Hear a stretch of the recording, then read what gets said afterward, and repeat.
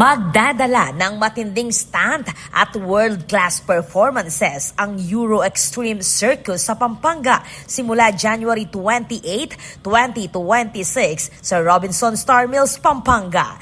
Tampok sa palabas ang mga international circus artists mula Europe, Venezuela, Argentina, Ecuador, United Kingdom, Hungary at Italy na magpapamalas ng jaw-dropping acrobatics at extreme stunts gamit ang flying motorcycles, giant pendulum at iba pa.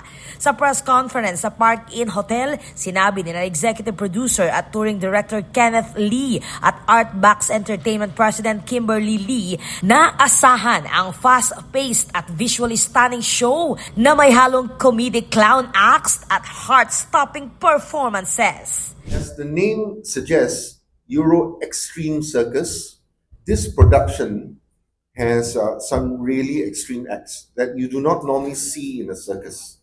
So we have, for instance, a flying motorcycle. It's an FMX act, almost always never seen in a circus.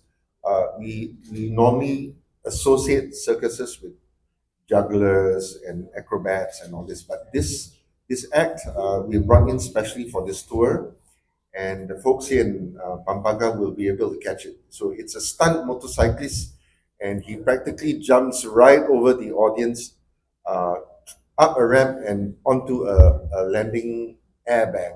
Kabilang sa signature attractions ang Wheel of Suspense at Globe of Terror kung saan rumaragasa ang mga motorcycle riders sa loob ng isang steel spear. Kasama rin sa line-up ang Flying Trapeze at live FMX stunts. Ang Euroxtreme Circus ay inspirasyon ng yumaong ama ni Kenneth Lee na si Paul Lee na nagdala ng Royal London Circus sa Pilipinas mahigit 3 dekada na ang nakalipas. Bilang bahagi ng kanilang advocacy, makikipag-ugnayan ang mga organizers sa local parish churches at LGUs upang makapanood ng libre ang mga less fortunate at abandoned children. Besides the show, I would also like to take this opportunity to announce that, and this is part of what we do as a matter of course in every city that we go, is to initiate what I like to say as an outreach to the less fortunate in society to come and watch our show for free. So we normally do this in collaboration with the LGUs and also with the local parishes.